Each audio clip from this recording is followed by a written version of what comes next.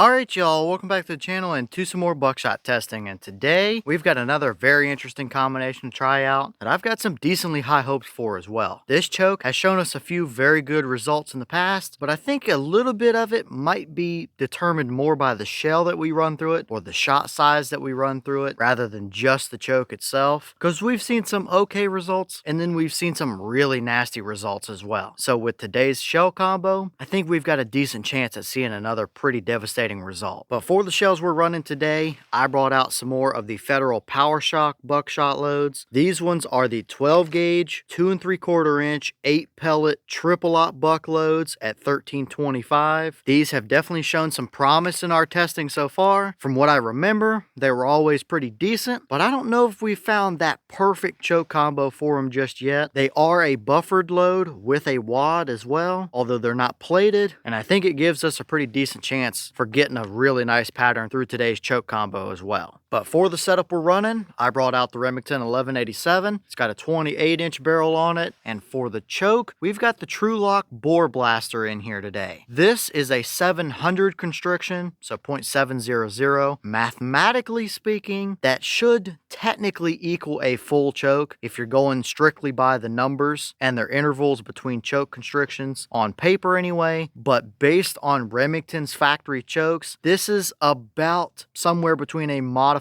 and an improved modified constriction. I found that usually Remington's full chokes run tighter, down closer to 690 compared to 700, but with this being that 700 constriction, it makes it about perfect for a lot of triple aught buck loads. A little bit larger pellet can sometimes prefer a little bit more breathing room, so this combo has some serious potential, that's for sure. If those shells are good performers, they should work well through this choke, so we'll see what we can get. But as for today's test, everything is set up the same as usual. I've got the big sheet of paper at 40 yards, the chrono, so we can get our velocity, and the templates so we can lay up over our results. So let's get you guys a view of that target. We'll take our shot and we'll see what we can get from these Federal 8 pellet triple aught shells through that Trulock Boar Blaster. I've got some good hopes. We know it's a good choke. We know those shells have some promise. It's a triple aught pellet going through the 700 constriction, and it's an 8 pellet load, so we shouldn't have a 9th pellet flyer or anything of that nature either, even though that's usually a double aught sort of thing. So let's take our shot and see what we're able to get.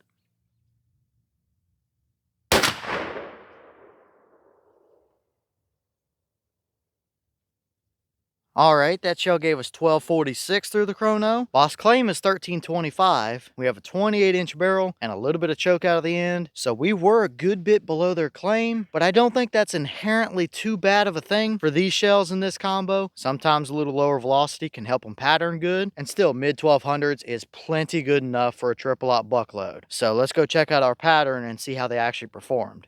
Alright, so now we're down here at our 40-yard paper and we see some very strange results. They're pretty interesting to say the least. The white dot was the point of aim, and we clearly centered that shot up pretty good there. You've got 5 of them pretty much outlining the bottom of that white dot, one just a little bit to the left for number 6, and then you've got 7 and 8 way up here in no man's land. So very interesting shaped pattern, kind of goofy. You've got a really hot core and then a couple big flyers. Not exactly what I was expecting to see. Looks like we can get a pretty nasty tight core out of them, but we might have a few flyers around the edges. I did measure everything from top to bottom. The farthest 2 points across are 18 inches. We had 11 inches for these 6 pellets down here, but we had 6¼ inches worth of spread for these 5 pellets right around the white dot. So for our core being 11 inches or under, or more like about 6 inches for the main 5 pellets there, that is pretty devastating out there at 40 yards. And still, having 18 inches for the overall spread, including those 2 flyers, isn't terrible. For me, anything under 20 inches of an overall spread is usually a pretty good buckshot pattern. And we are technically under that, although it definitely looks a little goofy. So very odd looking here. I'm really liking that core area, but those flyers are pretty obvious, that's for sure. So let's throw a few templates up. I think we've got a pretty good idea on how this is going to look, but they will give us a better reference point than just this blank sheet of paper. So first up, we have a 10-inch circle, and obviously we would have our main 5 pellets within 10 inches at 40 yards. That's a 6¼ inch spread there. So 5 pellets of triple-aught buck at mid-1200s right through a 10-inch vital-sized area at 40 is going to be devastating for sure. Pellet 6 is behind the template on the left, and then obviously we clearly have 7 and 8 up there at the top. But for a core area, looking very nice overall. Definitely wouldn't mind to see 1 or 2 more pellets in there, but that would still be plenty good enough.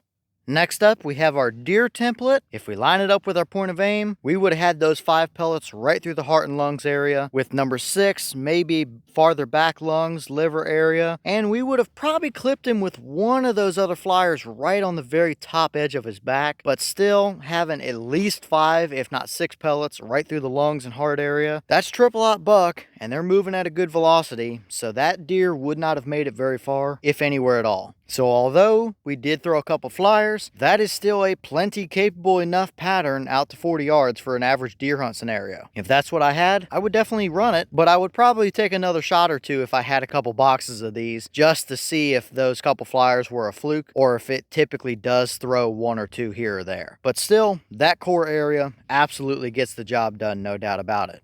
And finally, we have the hog template, and wouldn't you know it, it's a pretty much carbon copy of what we saw with the deer. Definite 5 pellets right through the main vitals, 1 that still would have got some sort of a vital area, and 1 that barely clipped the top edge of his back. So if you wanted to hog hunt with that combo, it's absolutely capable of doing it. You've got the pattern for it out to 40 yards all day long. Overall, some very interesting results. That is a good pattern for sure. That core area is devastating. Those 2 flyers on the other hand, kind of a little bit strange. It's not unusual to have flyers in buckshot patterns at all. It almost always happens, regardless of what buckshot or choke that you use. But compared to the rest of the pattern, I mean, those are just kind of a glaringly obvious spot way out there in no man's land. So maybe a little bit of a mixed bag. I don't love those flyers, but does that core area make up for them? Potentially so. Out to 40 yards, you easily have the core to get the job done, and you could probably push it a little farther than that before that core opens up more as well.